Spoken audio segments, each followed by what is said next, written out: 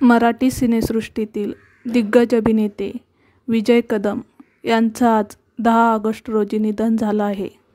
त्यांच्या निधनाने सगळ्यांनाच मोठा धक्का बसला आहे.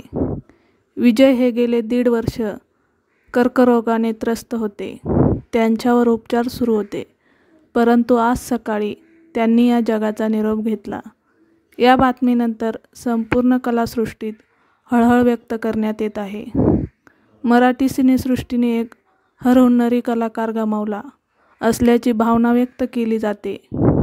त्यांच्या पार्थिवावर आज उशिरा अंधेरी येथील स्मशानभूमीत अंतिम संस्कार करण्यात येणार आहेत. ज्येष्ठ अभिनेते विजय कदम यांचे सकाळी अंधेरी येथील राहत्या घरी निधन झाले. ते 67 वर्षाचे होते. त्यांच्या पत्नी आणि एक मुलगा असा परिवार आहे.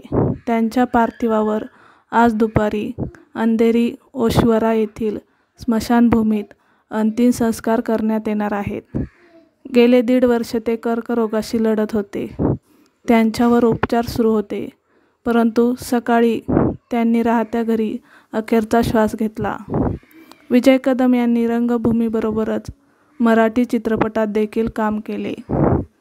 त्यांचं विच्छ माझी पुरी करा हे लोकनाट्य आणि खुमखुमी हा कार्यक्रम खूप गाजले. यामुळे त्यांना लोकप्रियता मिळाली.